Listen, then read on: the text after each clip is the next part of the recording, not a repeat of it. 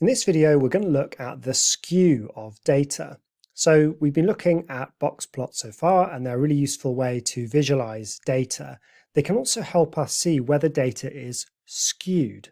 So what does that mean? Well, it's easiest to show this visually. If we were to plot a frequency curve for some data, there are all sorts of different shapes we might have. For example, suppose I wanted to plot a frequency curve that showed what different people's salaries were and what the frequencies of these were. Now, what you might find is that there are some people who earn nothing, and there are a lot of people who earn a kind of average amount, obviously by definition. And then you'd have this very, very, very, very prolonged tail out here. Now, I don't know what the median or the modal or the average salary is in the UK, but let's say that that's £25,000 per year. We know there's a very, very, very long tail because, of course, there are some millionaires and billionaires who earn millions and millions of pounds. So really, this tail is going to shoot all the way over to that side. So some data looks like that. A different graph, maybe this is a bit morbid, but sorry, that I might want to plot is, for example, the age that people die in the UK.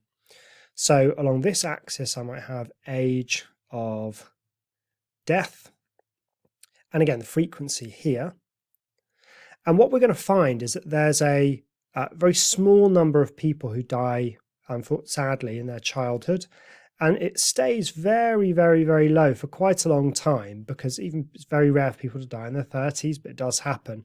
And as people get older, the chance of them dying obviously increases and increases and increases. And what you find is that most people, kind of average age for death in the UK is in their kind of maybe late 70s, early 80s, something like that.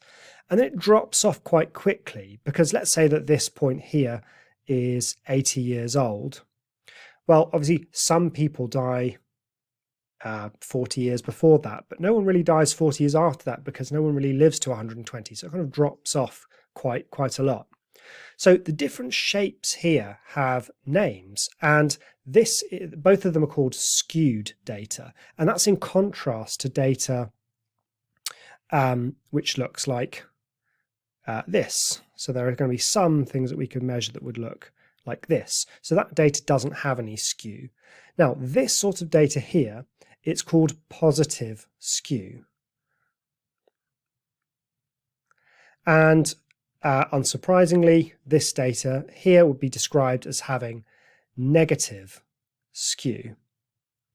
Now, how can you remember which way round it is? Well, I like to think about it in terms of the tail, that with positive skew, the long tail is on the positive side, it's on the bigger side of our data, whereas for negative skew, the long tail is on the negative side, the kind of smaller end of the spectrum. This here is, we describe it as having no skew. You could also describe it as being symmetric. So there's a sort of symmetric shape to the data. There are other sorts of data that don't have skew. Like, for example, you could have data that look like this. That's symmetric as well. That's called bimodal. So there are a number of different names or details, and we don't really need to get into that actually. But the important ones here is that this one is called positive skew, this one's called negative skew. Now, we've discussed previously that large values, outliers on the big end, tend to pull the mean upwards, but they don't tend to affect the median very much. So if we take salaries, for example, let's say the highest point is 25,000. Well, that's the mode because it's the most likely. So the mode is always just the top of the curve. The median tends to be pulled a little bit along by all the outliers, so we tend to find the median here, so a little way along, and the mean tends to get pulled a long way down the road because you just throw in, one billionaire in the country and that's going to pull the mean salary up loads. So you might find that the mean is all the way down here. Whereas with negative skew, the top of the curve is still the mode. Now the outliers in this case are right at the bottom end. So your median might get pulled down a little bit by the outliers at the bottom end, and the mean will get pulled down further. Now you'll notice that when newspapers report average salary, they always report median, and that's a nice example of people using a sensible average there when they're reporting averages. Rather than mean, they go for median because it's not skewed by the outliers so much. So one little test you can do for whether data is skewed is to see which is bigger, the mean or the median. So if the mean is bigger than the median, as it is for salary, then that suggests positive skew. Whereas if the mean is less than the median, so if the mean is less than the median as it is with age of death, this is going to suggest a negative skew. So you could, in principle, in a question, be asked first to calculate the mean, then to calculate the median, and then comment on whether this suggests what this suggests about the skew of the data. Now, if the data is symmetric, you're going to find that mean, median, and mode are all slap bang in the same place. So not very much to see there. If it's bimodal, well, you're going to get mean and median here, and then you're going to get two modes here and here, but that's sort of a slightly weird case. All right, so that's one way to investigate skew, is to compare mean and median, and if the mean is bigger, then that's positive skew, but if the median is bigger, that suggests a negative skew. Okay, let's have a look at an alternative way to analyze skew, and that's with box plots. So back to our Raheem Sterling data here. Now, we've seen how we can think about, use this data to think about outliers before. We're now going to use this data to help us with skew. So how does this work? Well, if I plot this data in a box plot, and just do this very roughly here, what do we get? We have 0 at the bottom end, then there's the start of my box at 1, my box goes all the way up to 7, and then the whisker goes all the way up. Well, it depends if I'm capturing outliers. Let's say I have my penultimate value there and my outlier up here. So those points were 0, 1, oh, I've almost forgot the median at 3, the upper quartile at 7, my last value, which wasn't an outlier, which was 16, and my outlier up here.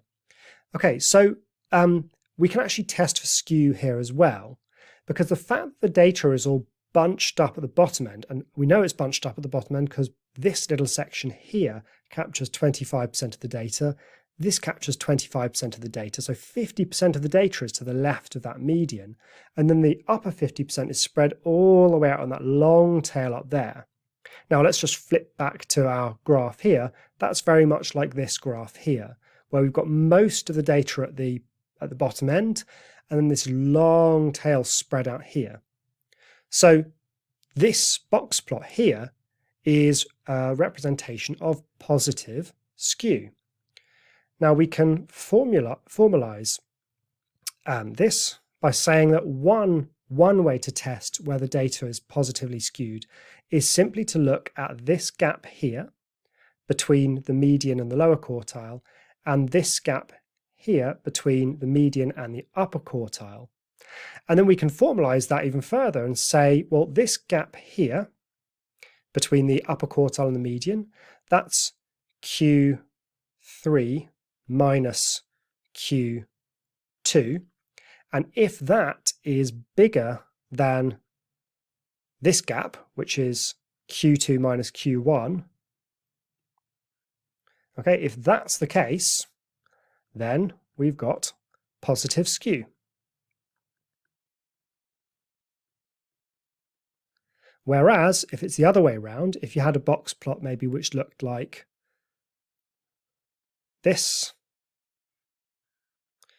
where all the data seems to be bunched up at the top end, then this gap here would be bigger than this gap. So if the inequality is the other way around, if Q3 minus Q2, that's the gap on the right-hand side, is less than the gap on the left-hand side, oops, I forgot my one there, then that's going to indicate negative skew.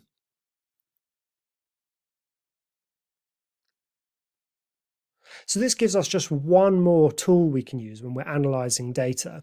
We can talk about the skew of the data, and in fact that's a really impressive bit of analysis you can give if you're asked to justify, for example, why might it be best to use the median in this case. We could say, since the data is positively skewed with outliers at the top end, the mean would be excessively affected, or would be drawn upwards, so the median is better, for example. So you can talk about skew in your answers.